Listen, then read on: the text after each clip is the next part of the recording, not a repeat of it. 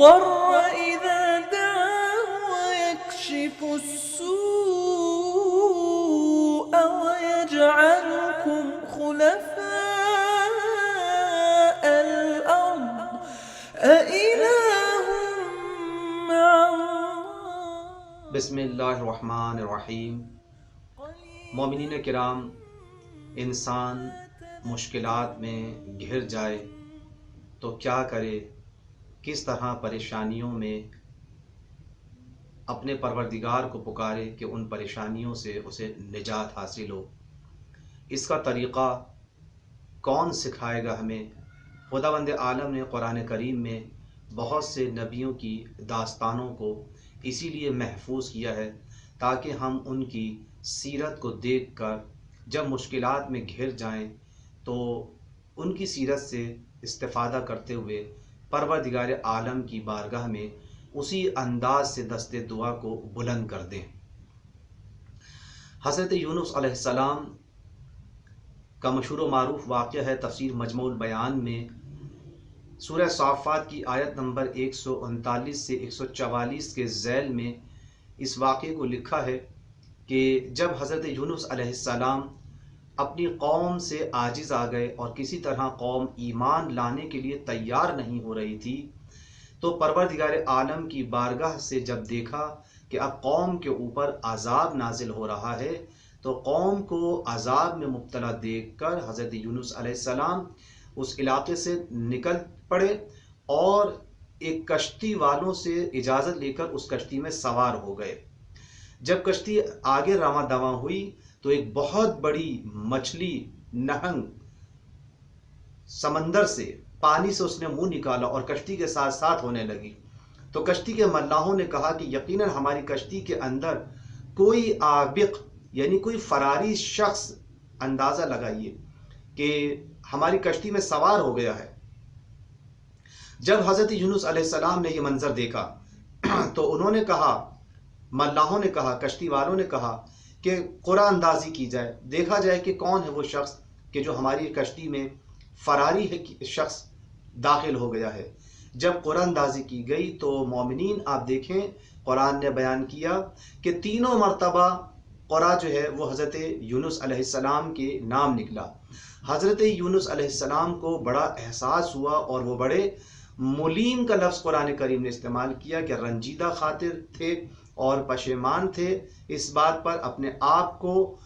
ملامت کر رہے تھے اور انہوں نے یہ سوچ کر مچھلی کی طرف اپنے آپ کو بڑھا دیا اور چھلانگ لگا دی.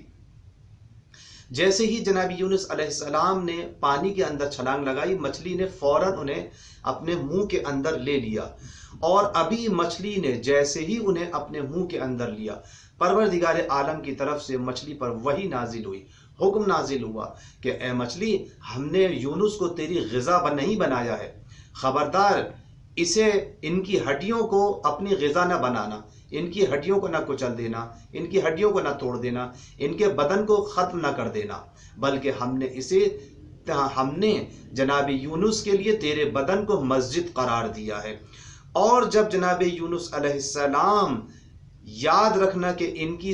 جلد کو، ان کے بدن کو صحیح و سالم رکھنا، اور اسی طرح سے مچھلی نے جناب یونس علیہ السلام کو واپس دیا. قرآن یہ کہتا ہے کہ حضرت یونس علیہ السلام مچھلی کے پیٹ میں بھی تسبیح پروردگار کرتے رہے، اور اس بات کو بیان کیا قرآن نے کہ اگر وہ تسبیح پروردگار کرنے والے نہ ہوتے، استغفار کرنے والے نہ ہوتے، دعا مانگنے والے نہ ہوتے تو پروردگار قیامت تک ان کو اسی حالت میں مچھلی کے پیٹ میں زندہ رکھتا. آپ اندازہ لگائیے کہ پروردگار عالم سے جو انہوں نے راز و نیاز کیا ہے، دستے دعا بلند کر دیے بارگاہ خداوندی میں، اور اس طرح سے دعا کی ہے شکم ماہی کے اندر، جسے قرآن کریم میں سورہ انبیاء کے اندر توجہ کیجیے گا، آیت نمبر 87 اور 88 میں اس طریقے سے ارشاد ہوتا ہے، وَظَنُّونِ إِذْ ذَّهَبَ مُغَاضِبًا فَظَنَّ أَن لَّن نَّقْدِرَ عَلَيْهِ فَنَادَى فِي الظُّلُمَاتِ أَن لَّا إِلَٰهَ إِلَّا أَنتَ سُبْحَانَكَ إِنِّي كُنتُ مِنَ الظَّالِمِينَ فَاسْتَجَبْنَا لَهُ وَنَجَّيْنَا مِنَ الْغَمِّ وَكَذَلِكَ نُنجِي الْمُؤْمِنِينَ. توجہ کیجیے گا، مومنین سے خطاب کیا پروردگار عالم نے اس آیت کے اندر، بیان کیا ہے اور یونس کو یاد کرو کہ جب وہ غصے میں آ کر چلے اور خیال کیا کہ ہم ان کی روزی تنگ نہ کریں گے،